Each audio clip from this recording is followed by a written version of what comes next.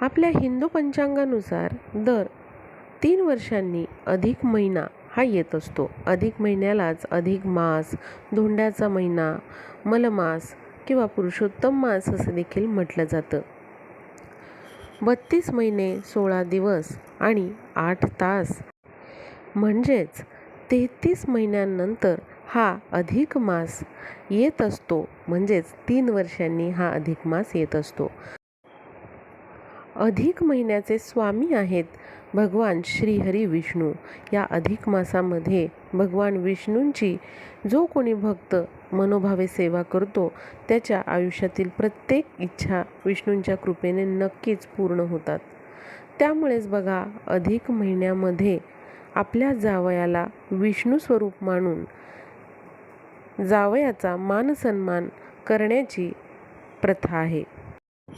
म्हणूनच अधिक महिन्यामध्ये जावयाला मानसन्मानाने घरी बोलवून जावयाचे आदरातिथ्य करून जावयांना मानसन्मान देणे ही आपली पूर्वापार चालत आलेली प्रथा आहे. या महिन्यामध्ये 33च्या पटीमध्ये दान हे केले जाते.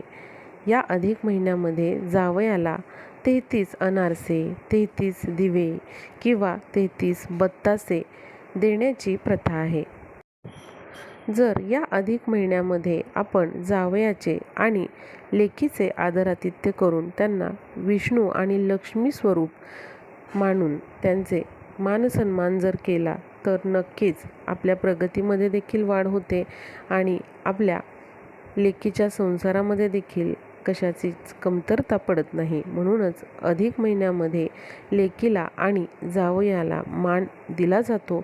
आणि जावयाला या अधिक महिन्यामध्ये एक महत्त्वाची वस्तू आपल्याला न विसरता द्यायची आहे. बघा, बऱ्याच ठिकाणी वेगवेगळ्या वस्तू भेट म्हणून जावयांना अधिक महिन्यामध्ये दिल्या जातात. ज्यांची चांगली परिस्थिती आहे तर ते सोन्याचे दागदागिने देखील आपल्या लेकीला आणि जावयाला दान करतात. पण बघा, सगळ्यांनाच ते शक्य होत नाही. त्यामुळे सोन्याचे दागिने दिले तरच हा अधिक महिना सफल होतो का किंवा आपल्याला त्याचे पुण्यफळ प्राप्त होते का? तर असं अजिबात नाही. बघा, काही वस्तूंना खूप जास्त महत्त्व असतं आणि अगदी सोनं देण्यापेक्षा देखील अशा या वस्तू जर आपण योग्य त्या तिथी दिवशी जर देत असू तर त्याचं महत्त्व हे दुपटीने वाढत असतं. त्यामुळे फक्त सोनं दिल्याने, जावयाला सोनं दिल्यानेच फक्त आपल्याला या अधिक मासाचं पुण्यफळ प्राप्त होईल असं नाही.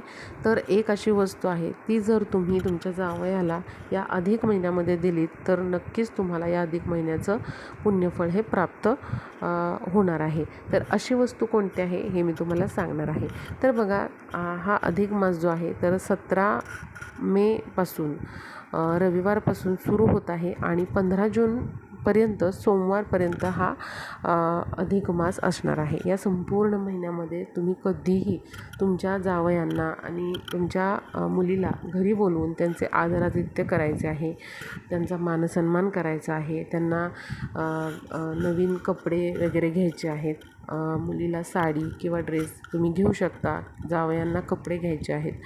आणि तुम्हाला या महिन्यामध्ये बघा 33 या अंकाचं विशेष महत्त्व आहे. आपल्या हिंदू धर्मशास्त्रात पण 33 या अंकाला विशेष महत्त्व आहे. कारण असं समजलं जातं की 33 कोटी देव हे असतात. त्यामुळे बघा 33चं खूप जास्त महत्त्व आहे. आणि आत्ता मी तुम्हाला सांगितलं की 33 महिन्यानंतर अधिक महिना येत असतो. म्हणजे दर 3 वर्षांनी हा अधिक महिना येत असतो. त्यामुळे या 33च्या पटीमध्येच ज्या वस्तू आहेत तर त्या अधिक महिन्यामध्ये दिल्या जातात. तर या महिन्यामध्ये तुम्हाला काय करायचं आहे, जेव्हा जावई आणि तुमची मुलगी घरी येणार आहे तेव्हा एखाद्या ताटामध्ये 33 अनारसे किंवा 33 बत्तासे घ्यायचे आहेत. जे काही तुम्ही गोड पदार्थ घेणार आहात तर ते तुम्हाला शक्यतो 33च्या पटीमध्ये घ्यायचे आहेत. आणि त्याबरोबर आपल्याला एक महत्त्वाची वस्तू द्यायची आहे, ते म्हणजे चांदीचा दिवा. तुम्ही 1 दिवा घ्या किंवा 2 घ्या, तर असा चांदीचा दिवा तुम्हाला घ्यायचा आहे आणि ते प्रज्वलित करायचे आहेत दिवे. आणि प्रज्वलित केल्यानंतर तुम्हाला अशा प्रकारे हे जे ताट आहे तर ते तुम्हाला जावयांना द्यायचं आहे.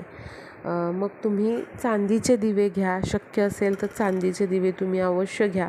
शक्य नाही आहे तुम्हाला, काही हरकत नाही, तुम्ही तांब्याचे दिवे घ्या, 2 दिवे घ्या आणि अशा प्रकारे ते प्रज्वलित करून तुमच्या जावयांना आणि मुलीला तुम्हाला हे भेट द्यायचं आहे.